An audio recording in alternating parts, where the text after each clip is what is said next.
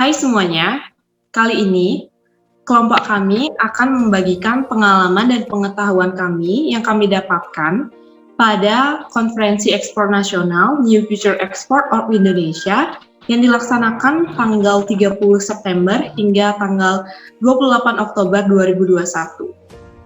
Sebelum itu, kami akan memperkenalkan diri kami terlebih dahulu. Perkenalkan, nama saya Ayu Eva Satvika Devi dari Universitas Udayana, Program Studi Hubungan Internasional.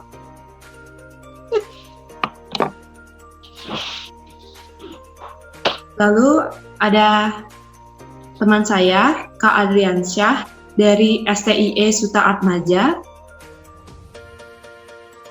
Lalu ada Kak Glenn dari Universitas Lampung. Dan Kak Hendirwanduru dari Universitas Sari Mutiara Indonesia. Nah, seperti yang kita ketahui bahwa dalam Konferensi Ekspor Nasional yang dilaksanakan tanggal 30 September sampai tanggal 28 Oktober ini, pembicaranya merupakan pejabat-pejabat tinggi negara. Salah satunya adalah Bapak Wakil Presiden, yakni Pak Ma'ruf Amin. Dalam kesempatan kali ini, beliau menjelaskan mengenai kondisi perekonomian Indonesia.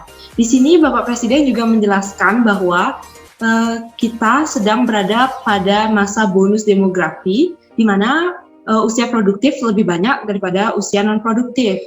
Beliau juga menjelaskan kita harus memanfaatkan bonus demografi yang sedang kita alami ini dengan sangat baik dengan cara memperbaiki sumber daya manusianya, terutama sumber kualitas dari sumber daya manusia itu sendiri. Di sini beliau juga menjelaskan generasi milenial dan generasi Z merupakan penduduk usia produktif. Hal ini berarti jumlah penduduk usia produktif lebih banyak dibandingkan dengan jumlah penduduk usia non produktif, dan ini tentunya sangat penting untuk dimanfaatkan bagi Indonesia.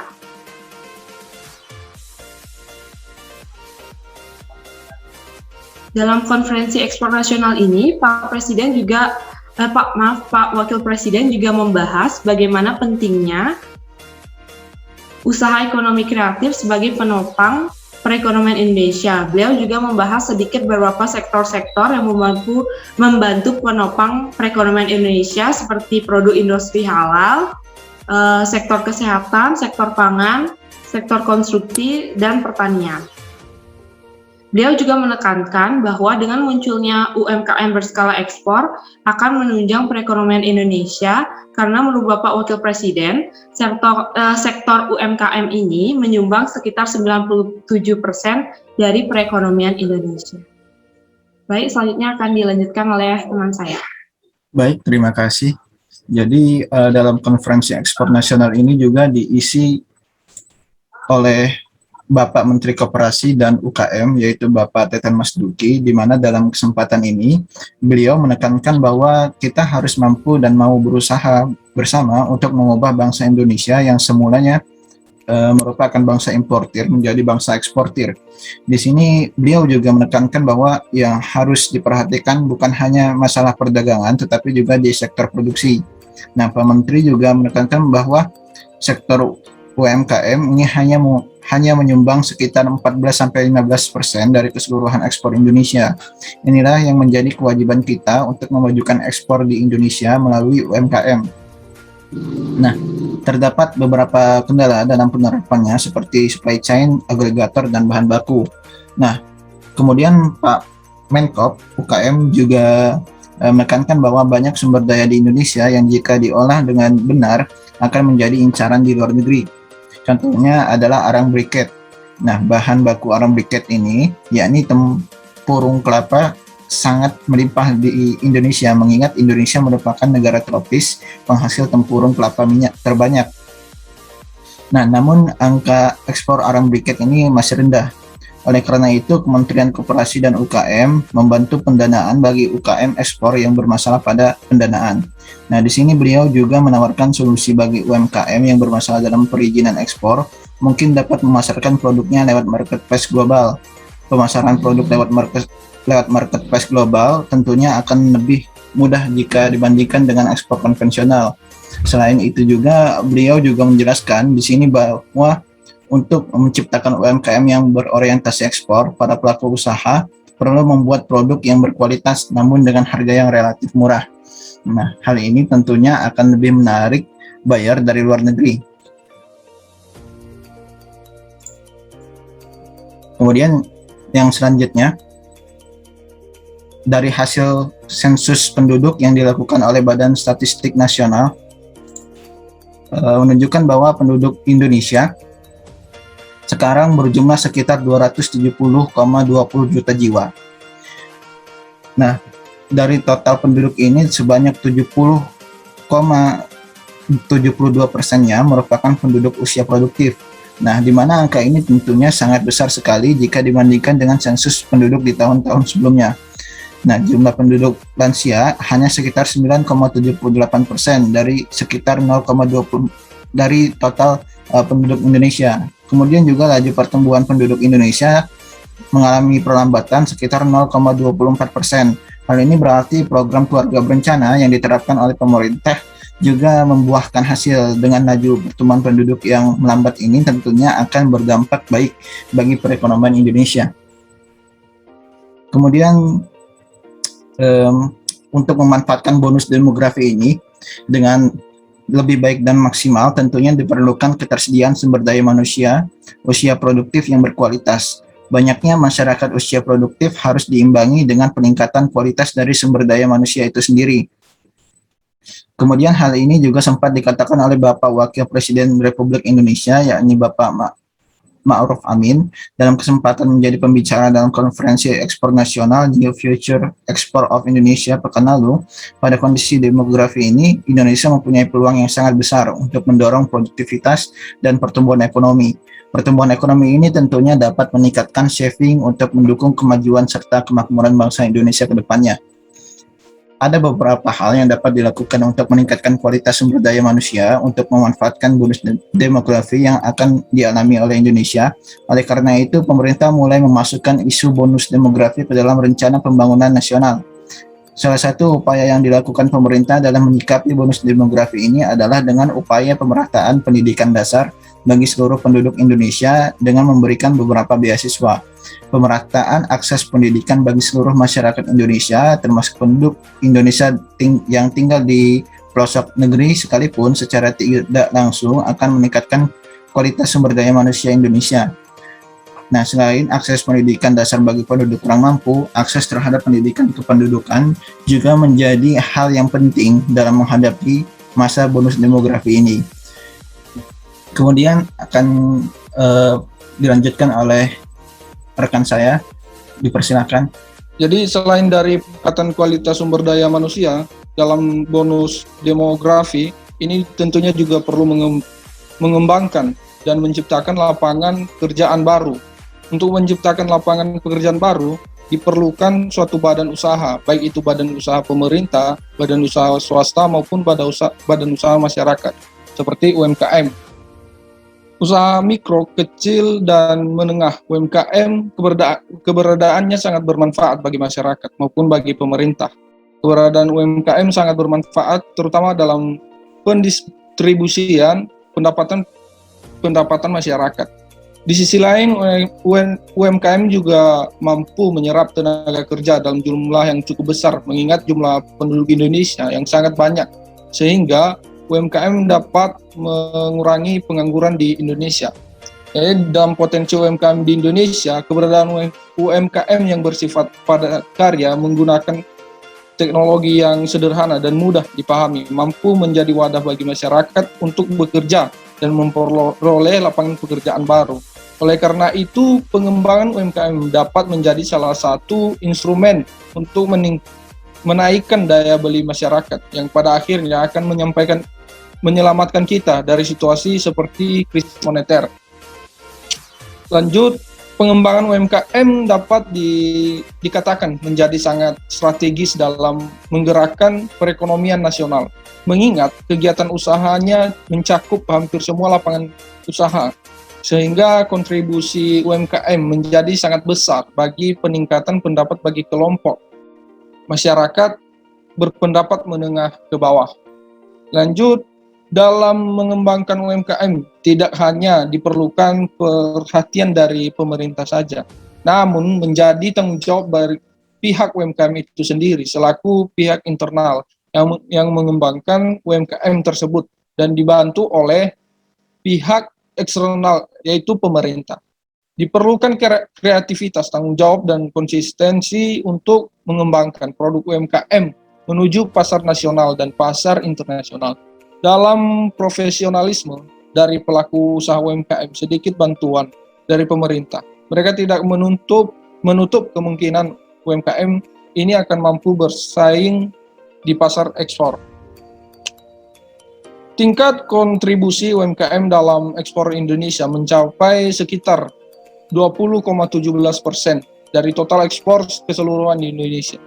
Peran UMKM dari sektor non-migas ini merupakan salah satu bukti bahwa kemampuan dan daya produk UMKM di pasar persaingan bebas merupakan potensi yang perlu dipelihara untuk menjaga kesinambungan perekonomian nasional dan juga untuk meraih devisa negara yang lebih besar. Melihat peluang yang lebih besar bagi UMKM berorientasi ekspor untuk memajukan perekonomian bangsa. Ini maka perlulah peran dari masyarakat juga pemerintah.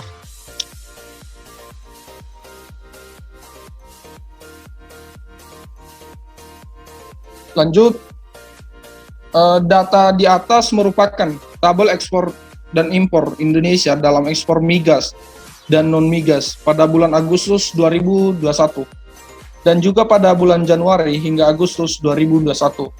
Pada data di atas menunjukkan bahwa pada bulan Agustus 2021, jumlah ekspor Indonesia lebih besar dibandingkan dengan jumlah ekspornya. Jumlah ekspor Indonesia di bulan Agustus yakni sebesar 21,42 miliar US dollar, sedangkan jumlah impornya hanya sebesar 16,68 miliar US dollar. Sedangkan pada bulan Januari hingga Agustus 2021, jumlah ekspor Indonesia lebih kecil dibandingkan dengan jumlah impornya. Jumlah ekspor Indonesia pada bulan Januari hingga Agustus tahun 2021 sekitar 142,01 miliar US dollar, sedangkan jumlah impornya sebesar 122,83 miliar US dollar. Dilihat dari data di atas, dapat dikatakan bahwa ekspor Indonesia masih dapat tetap bertahan meskipun di tengah pandemi saat ini. Dapat dikatakan juga bahwa selisih dari ekspor dan impor Indonesia sudah semakin menipis. Angka ekspor Indonesia mulai melambung tinggi dan bukan tidak mungkin nantinya Indonesia menjadi negara eksportir baru. Seperti yang dikatakan oleh Pak Menteri Koperasi dan UKM bahwa kita semua harus berusaha untuk memajukan UMKM berorientasi ekspor. Karena ekspor Indonesia khususnya di bidang non-migas tengah berkembang pesat. Dapat dilihat dari tabel di atas ekspor sektor non-migas Indonesia sekitar 134,13 miliar US dollar. Sedangkan sektor migasnya hanya sekitar 7,87 miliar US dollar. Untuk data lebih jelasnya dapat dilihat pada tabel pada data dari Pusat dan Sistem Informasi Indonesia di bawah ini. Lanjut, dapat dilihat dari data perkembangan perdagangan luar negeri di atas bahwa sektor non-migas yang paling banyak diekspor dan produk lemak dan minyak nabati yakni sebesar 20,64 miliar US dollar. Di urutan kedua ada bahan bakar mineral yakni sebesar 17,99 miliar US dollar. Dilanjutkan dengan produk besi dan baja di posisi ketiga dengan pendapatan sebesar 12,13%.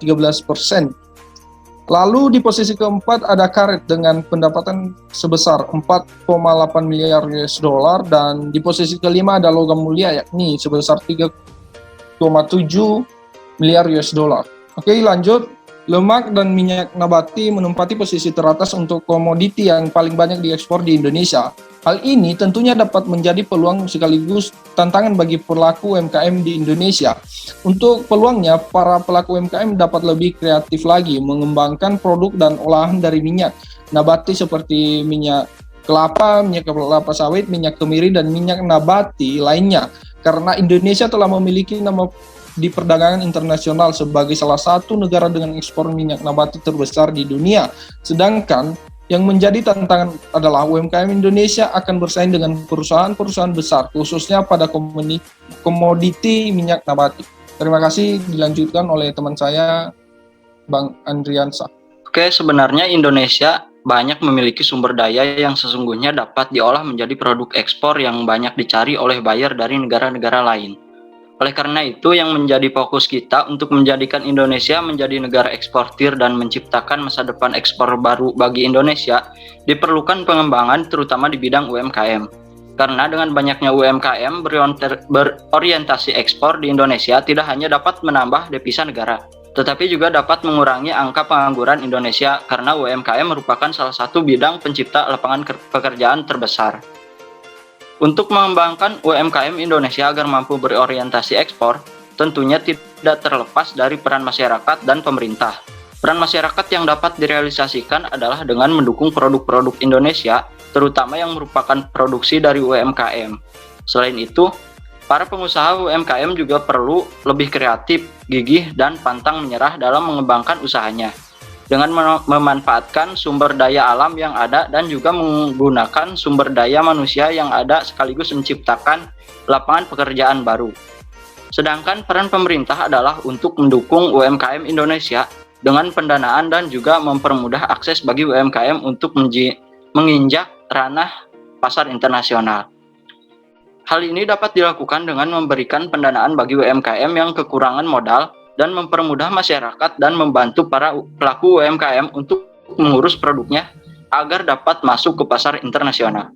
Selanjutnya mengenai tim startup ekspor kami terdiri dari dari mahasiswa berbagai daerah dan berbagai universitas, juga dari jurusan yang berbeda. Nama tim startup ekspor kami adalah Ruhai Arang. Itu sesuai dengan semangat kami dan juga produk kami yang akan kami ekspor, yakni arang kayu dan arang tempurung kelapa. Untuk saat ini, untuk produksi produk ekspor kami dilakukan di Kabupaten Subang dengan menggandeng salah satu UMKM penghasil arang di Kabupaten Subang. Sekian dari kelompok kami, terima kasih. Baik, sekian pengetahuan dan pengalaman kami selama mengikuti konferensi ekspor nasional New Future Export of Indonesia. Kegiatan ini akan masih terus berlangsung hingga 28 Oktober 2021. Jadi jika teman-teman ingin untuk mengikuti kegiatan ini, bisa mengikuti sosial media Sekolah Ekspor. Terima kasih, salam ekspor.